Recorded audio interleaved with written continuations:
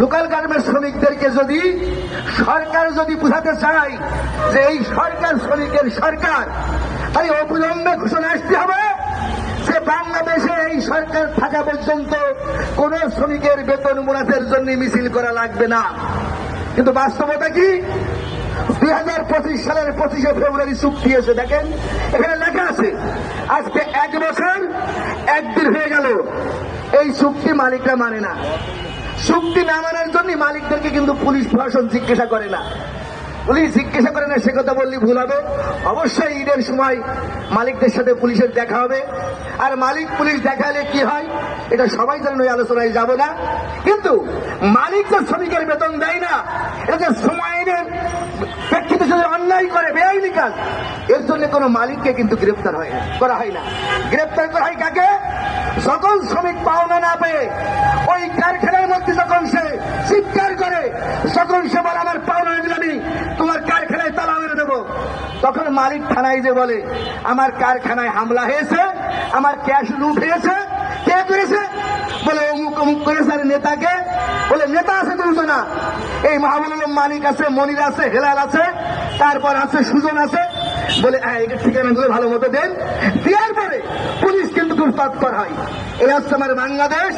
এটা পাকিস্তান বলেন, বাংলাদেশ আমল বলেন, আর সোনার বাংলা বলেন, যে বাংলাই বলেন, সব বাংলায় শ্রমিকের জীবনের এই চিত্র কিন্তু পরিবর্তন হয়নি। তাই সে কারণে আমি আহ্বান করব সরকার এবং সংশ্লিষ্ট দপ্তরকে শ্রমিকদেরকে ঘরে ফেরানোর ব্যবস্থা করতে হবে। 18 মাসে চিটাং 18টা গার্মেন্টস আজকে বন্ধ হয়ে গেছে। ইতিমধ্যে গার্মেন্টস মালিকরা বলছে আমাদের প্রণোদনা যদি না দেওয়া হয় আমরা টাকা দিতে পারবো না। সরকার বলছে অবশ্যই আপনাদের চা বাস্তবায়ন করতে তো সরকার 167-87 জন ব্যবসায়ী আছে এই সরকারে, প্রত্যেকেই কোটি কোটি টাকার মালিক, এবং কেউ কেউ এত টাকার মালিক যে সব হিসেব তিনি বুঝতে পারতেন যে কি পরিমাণে টাকা আছে। তারপরে বলবে যে দেশে টাকা নেই, দেশের টাকা পাস হয়ে গেছে। সেই যে 71 সালেরটা পাস হয়ে ধরেছে, এ প্রত্যেকের আমলে পাস হয়, এটাকে বন্ধ করতে পারে না। একজনের সাথে দোষ দেয়, ও পাস করে দিয়েছে। এই হচ্ছে আমার দেশের বাস্তবতা। এই জন্য কোন সরকার আসলে আমাদের জীবনে কোনো পরিবর্তন হয় না। ওই যে সামনে মেট্রো লাউঞ্জ, কি সুন্দর ইফতারি পরিবেশন হচ্ছে, ওখানে কোন শ্রমিকের নিয়োগপত্র নাই, পরিচয়পত্র নাই, ওদের কোনো বেতনের ব্যবস্থা করা হয় না। ওখানে সাহেবরা যায়, সচিবালয়ের লোক যায়, আইনের লোক যায়, সবাই বলে সুন্দর জিলাপি হয়েছে, কিন্তু একবারও জিজ্ঞাসা করে না তোমার কি বেতন হয় ঠিক মতো। তখন কি বলে শ্রম দপ্তর, চেষ্টা করছি, কেবলমাত্র আমরা টিম নিয়ে বেরোইছি। শ্রমিকদের লড়াই এই সমস্ত আলোচনা করে হয় না। গ্রাম অঞ্চলে কয় ঠেলারের কাজ কখনো মুখ দিয়ে হয় না। শ্রমিকরা রাস্তায় নামলে হবে, বন্ধ করতে পারলে হবে। গরিব মানুষের লড়াই, শ্রমিকের লড়াই, কৃষকের লড়াই কখনো এই সংসদে আলোচনা হয় না। এই সংসদ কখনো শ্রমিক কৃষকের কথা বলে না। বড় দুঃখের কথা, বিগত সরকার এমন এমন চুক্তি করেছে, আমার দেশের পোর্ট চলে যাচ্ছে বিদেশিদের কাছে, বলা হচ্ছে বাংলাদেশের পোর্ট যদি দিয়ে দিই এদের সিঙ্গাপুর হবে। আরে শেখ হাসিনাও বলতো সব দিয়ে দেবো, দেওয়ার পরে সিঙ্গাপুর হবে। এই খলিল বর্তমান সরকারের যে পররাষ্ট্রমন্ত্রী, তিনাকে দায়িত্ব দিয়ে সবাই বলাবলি করছে, কে শোনে কার কথা? কারণ কর্তারি সেই কর্ম করতে দিয়েছে, পত্র পত্রিকা ইদানিং বলাবলি হচ্ছে পাসপোর্ট নাকি আগেই ঠিক হয়েছে। কেউ বলছে সবসময় হয়, এবারে নাকি অনেক আগেই ঠিক হয়েছে। তাহলে কেউ বলছে অমুক পাশ করেনি, পরে পাশ করানো হয়েছে। আমি বললাম তাহলে ভোট দিলেন, তাহলে আপনার ভোটে কি হলো? বসে গেছিলাম ভোটের দিন, সেদিনকে অটোলের সাথে কথা হচ্ছে, বলছে আমাকে জমা টমার কথা শুনে বললো 1000 খানিক টাকা নাও, নিয়ে ভোটটা দিয়ে আসো। এই হচ্ছে বাংলাদেশের ভোট এবং সরকার। এই জন্য আহ্লাদিত হওয়ার কিছু নাই।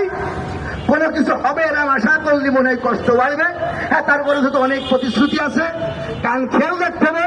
তবে হোটেল শ্রমিক এবং নৌযান শ্রমিক এবং লোকাল গার্মেন্টসের শ্রমিক সহ শ্রমজীবী মানুষ এবং আজকে শিল্পী, সাংবাদিক, সাহিত্যিক সবাইকে বলবো, আপনাদের আমাদের চাওয়া কিন্তু আসলে পূরণ হওয়ার মতো না।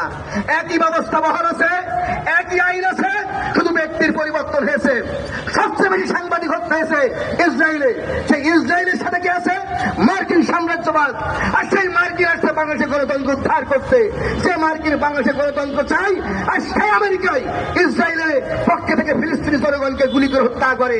আজকে প্রশ্ন দেখা দিয়েছে সবার মনে, আমেরিকার সাথে তাদের বন্ধুত্ব হয়, তারা জনগণের কখনোই আপন হতে পারে না। আমি আলোচনা বাড়াবো না।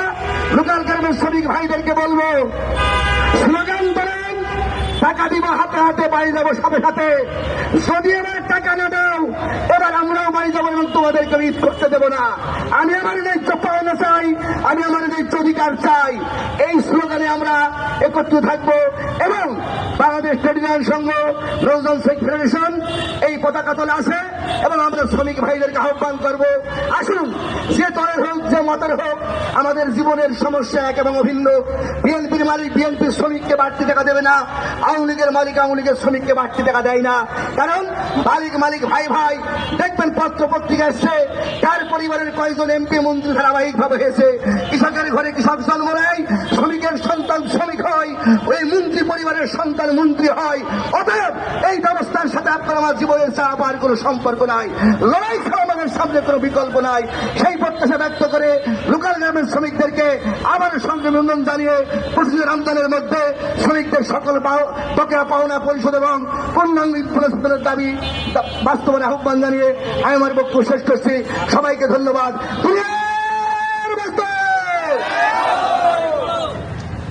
ধন্যবাদ।